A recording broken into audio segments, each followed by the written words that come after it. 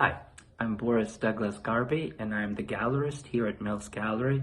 As some of you know, we're still doing business and having online events, even though the gallery hasn't fully opened yet. As a matter of fact, our current artist, Richard Reep, and his show Past, Present, and Future has been extended into June. Because of that, the artist Richard Reep is allowing us a private tour into his studio to show us some of the amazing works of art that he has created exclusively for this event. In the early 1800s, a visionary artist, architect, and thinker named Charles Fourier saw the coming Industrial Revolution and how it would be affecting cities. He saw cities that were growing to maximize efficiency and to reinforce many of the negative elements of society, such as poverty and disenfranchisement. Fourier saw cities being designed around systems to move goods and services around, and generally making people miserable in the process. Almost as miserable as Fourier looks in this portrait. He proposed an imaginary city that would be designed instead around pleasure. He saw this city as a form based on the idea of a monastery, but with fingers that spread out, or phalanges, to organize its functions. He combined these two words, monastery and phalanges, to make phalanstery. While his renderings of this phalanstery were rather rigid and uninspired, his ideas were very inspiring to the utopian movement developed by Robert Owen and others. Reep has taken up this idea and blended it with his study of Afrofuturism. A lot of his work in the Future series, in the current show, is influenced by the Afrofuturist movement, the solar punk movement, and he's proposing that we look at the dawn of our digital future much in the same way that Fourier looked at the dawn of the industrial future. Thank you, Mariah. That's a great introduction to Charles Fourier, who's informed the piece that I'm about to show you in my studio here. I want to also thank Boris Garbe and Kyle Eagle, you and Kieran Castagno for your work to put my show together at Mills Gallery, Present, Future, Past. The future, which is informed by Charles Fourier, Afrofuturism, solar punk, and so forth. All of that work was created right here in my studio, and I'm about to give you a tour. So this is my outdoor studio. Been working outdoors for quite a while now under this tent, and you know, Marcuse said that work releases libidinal energies, which was a principle Fourier used in his writings. Fourier based his design of a phalanstery on a hotel, which is an interesting design concept. I wanted to base this one on something a little bit more urban. How many of you love the outdoors but spend most of your time indoors? This is something I've thought about a lot too, is how much we go from our air-conditioned house to our air-conditioned car to a parking garage to an air-conditioned office to an indoor restaurant. There's just not a lot of participation in the outdoors on our day-to-day lives as there used to be. Charles Fourier was an interesting fellow. He was an early advocate of universal basic income. He was a strong proponent of women's rights, of abolitionism, and of gay rights. And he lived in the early 1800s. So for those who talk about moral evolution as an apologist for people who had lacked those sort of thinking back then, that wasn't necessarily true. That sort of thinking had obviously been talked about and probably informally written about, but the fact that Fourier actually wrote about it and published it as part of his theories of cities means that there was a level of thought that was of our time that we should pay attention to. I'll take you through some of the back area here first. Fourier was a proponent of, if you had to put a name on it, he called it associationism. It was very loose ideas that informed other thinkers later. But these drawings were my way of thinking about how you could put together kind of an interesting way of living. So on the bottom floor here we see Tiny House Plaza. So people could live as we do now in very small units of 1 or 2 or 3 per dwelling unit. And then the gray shaded would be like a pool or water, a wave pool. Um, and then up above Tiny House Plaza is a hayloft. Wouldn't that be a cool place to come up and maybe 1 or 2 nights a week? You just go kind of like relax up in the hayloft.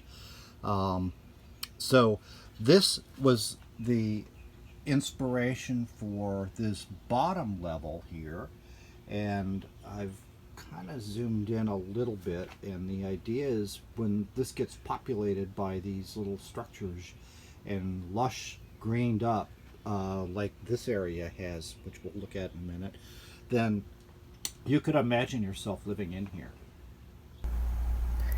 In observing Richard's many drawings of the phalanstery and its varied spaces, I would encourage viewers to also imagine themselves architects and residents of this space, and thereby how they might wish to occupy or activate it. This diagram here shows where the floor of that extends into in between the other dividers, and how the pathways are intended to be a little bit of a combination between a very organic pathway and an actual structured pathway. And I'll tell you why that is. The idea is something I've been fascinated by for a long time, is whether you can make it into a wisdom garden. It's the school. So the more you spend in this garden, the more wisdom and knowledge you acquire. You will be able to spend more time in here, and so it will encourage meditation. Perhaps there's monks that actually live in the garden and they've attained nirvana. They've been able to rise up to the level of understanding truth and beauty at its deepest level. One may use the garden alone or in pairs, in groups if desired. Conceiving a child in the garden is permitted if it's requested in advance, because a privacy perimeter must be assigned. The garden is three-dimensional. Its geometry is loosely based on the divisions of knowledge: science, math, history, and the arts. The three-dimensional branches are occasionally pruned or rerouted or otherwise curated, because knowledge does change over time. So you can see now Tiny House Plaza, the hayloft, and then moving into some of the garden areas here. This is the school garden, there's the wisdom garden, and then it flows into a final sort of higher education garden, maybe with a plateau exclusively designed for more deeper meditation and seeking out new knowledge, which is essential. So each of these spaces is very tall, allowing a great deal of light and air. These spaces will end up being populated with a lot of green. You anticipate trees growing up in here, so this could be like a forest. Up above Tiny House Plaza, there's the hayloft, which is right here. Up above the hayloft, this becomes a workplace, which gives you a place above, but your commute is vertical, so you're not in a car, you're commuting up through the building in here. That gives you a kind of a rising sense. When you arise to work, then you've stepped out onto another floor. Up above that, maybe 2 levels of work. Some other design ideas based on this idea of the wisdom garden here, which is really developing itself in this way.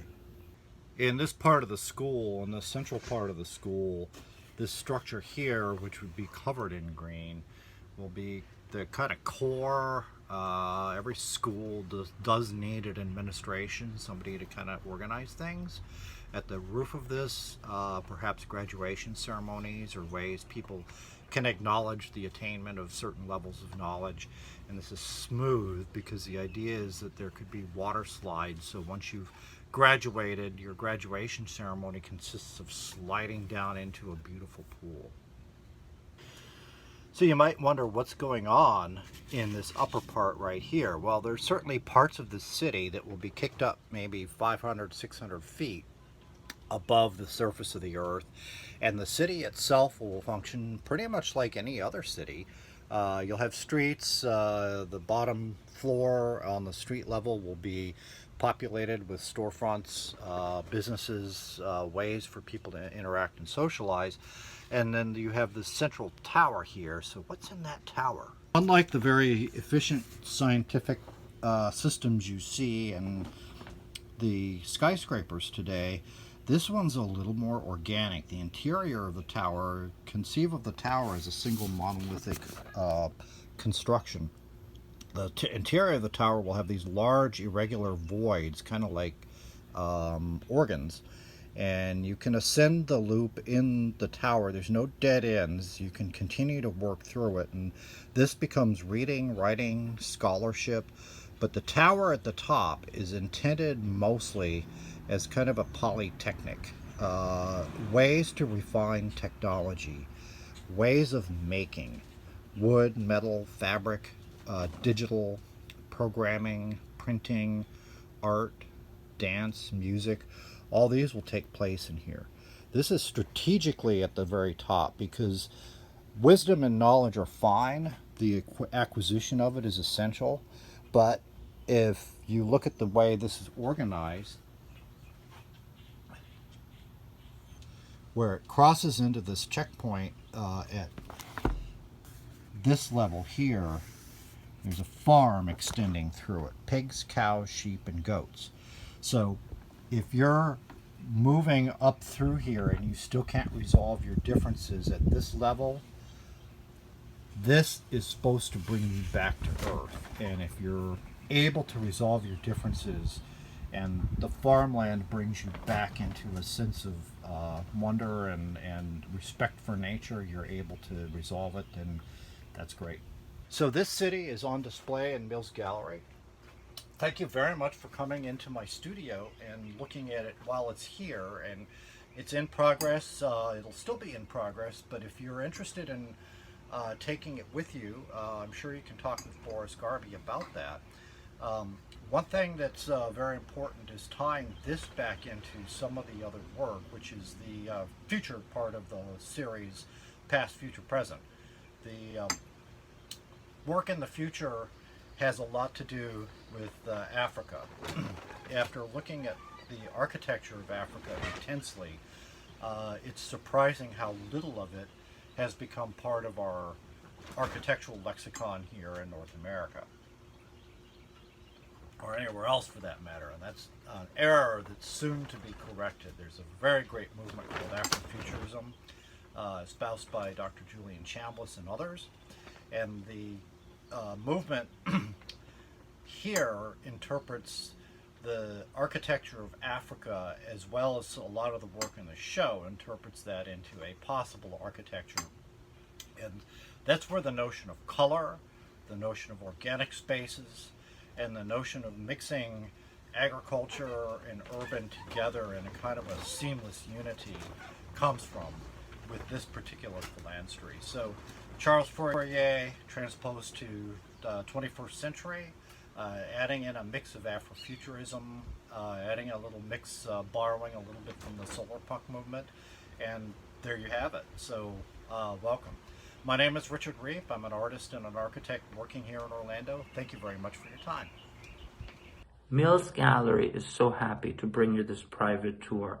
We know that people at home need a positive vision so that they know where this Orlando market art scene is going. Here at Mills Gallery, we have a large collection of beautiful works that will grace your walls and let your imagination run wild.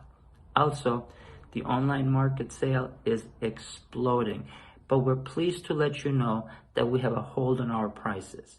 We're not chasing the market. We do not gouge. We've also been approached by a lot of investors who see traditional forms of investing, such as stocks and bonds, as risky. Collecting art is an investment too, of course, but art under $10,000 is a rare opportunity to own something that will definitely increase with value. If you are interested in investing with Mills Gallery for your future, please give us a call. My number is 407-234-7033, and the email you can contact me is millsgalleryorlando@gmail.com. Be safe, and let's talk soon.